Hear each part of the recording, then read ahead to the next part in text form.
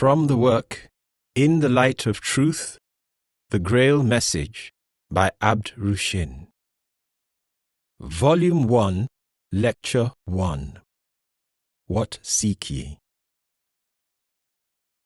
What seek ye? What is all this tumultuous agitation?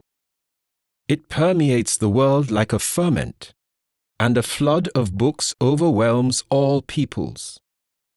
Scholars pore over ancient writings, investigating and pondering until spiritually exhausted. Prophets arise to warn, to predict.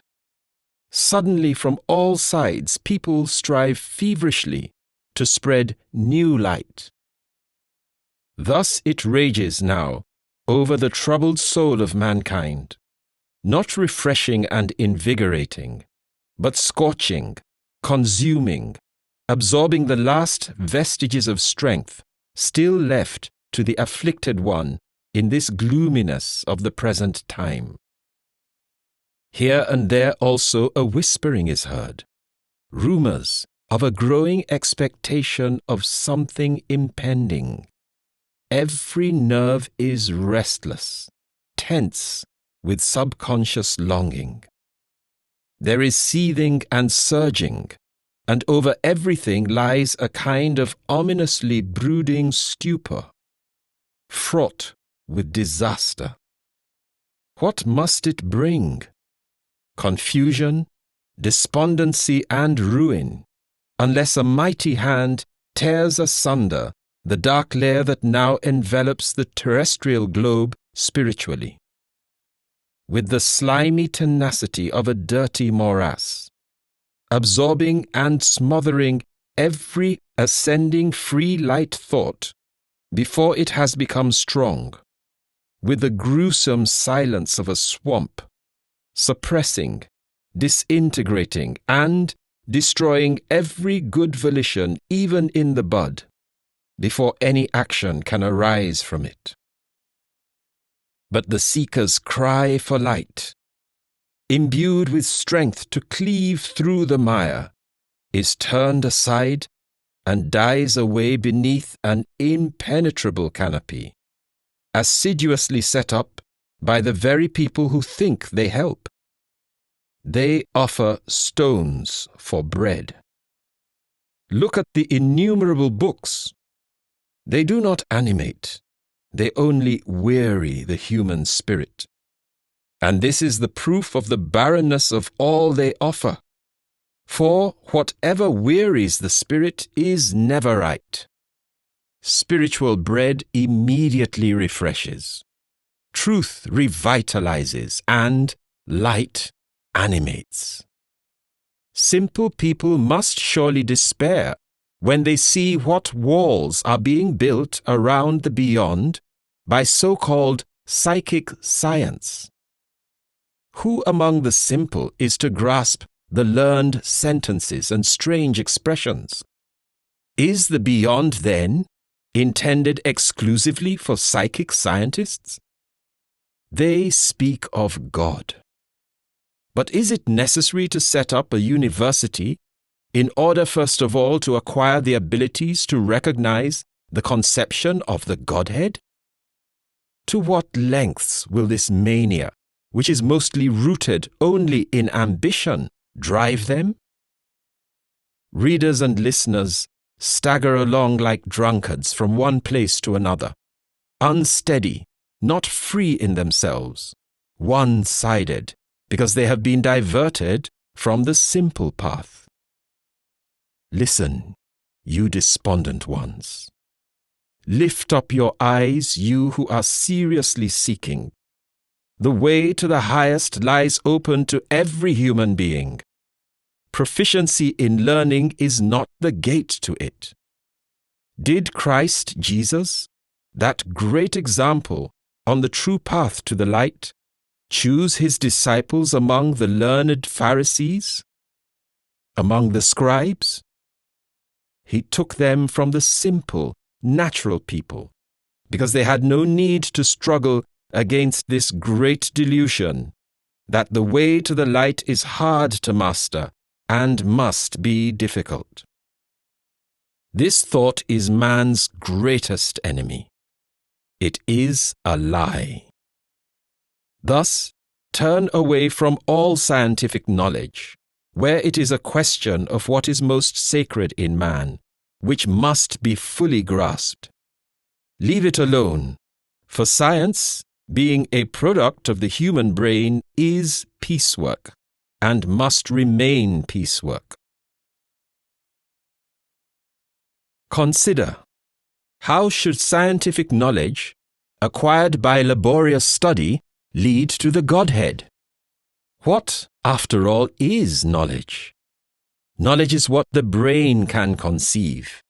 Yet, how very limited is the perceptive capacity of the brain, which remains firmly bound to space and time.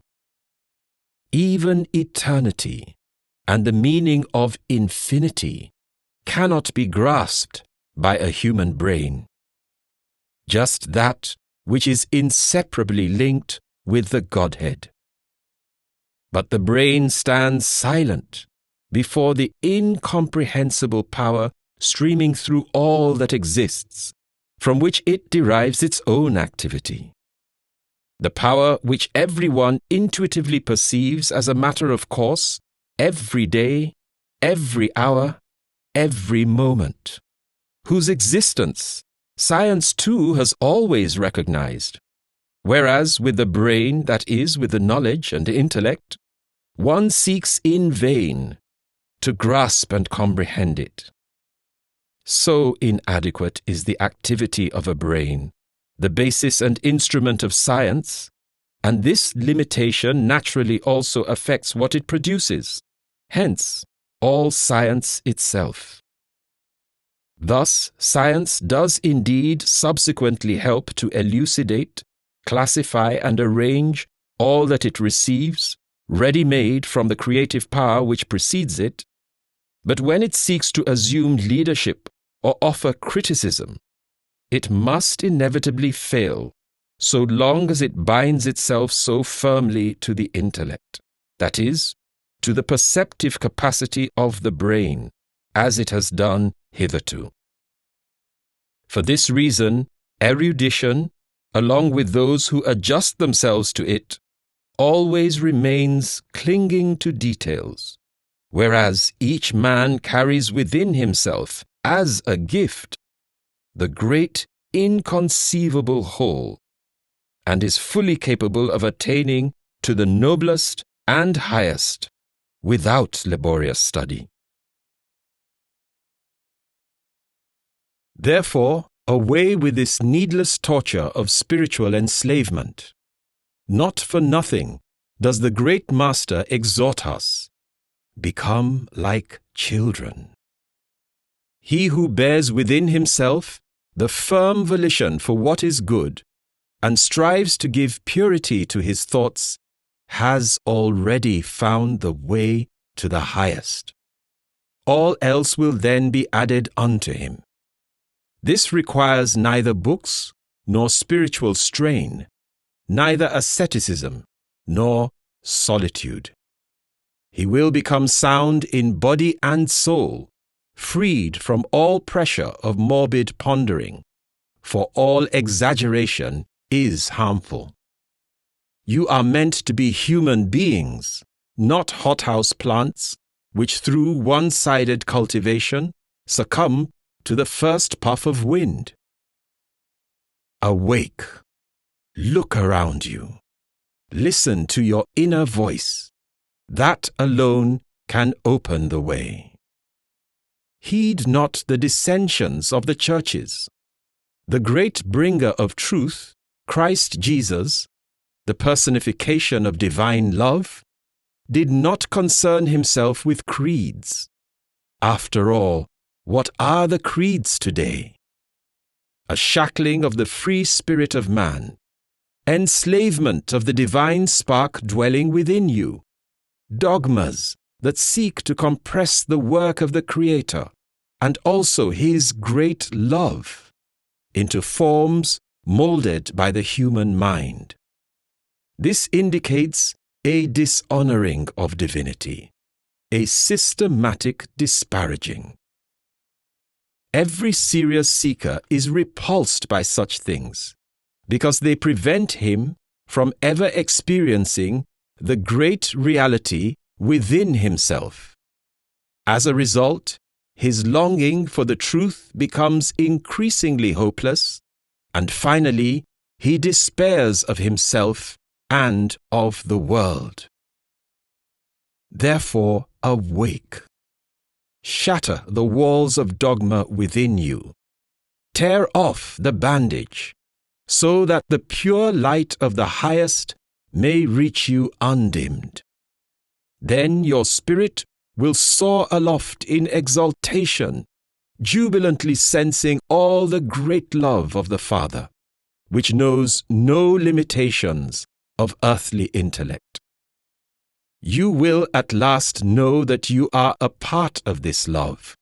You will grasp it easily and completely, unite with it, and thus gain new strength daily and hourly as a gift, enabling you to ascend out of the chaos as a matter of course.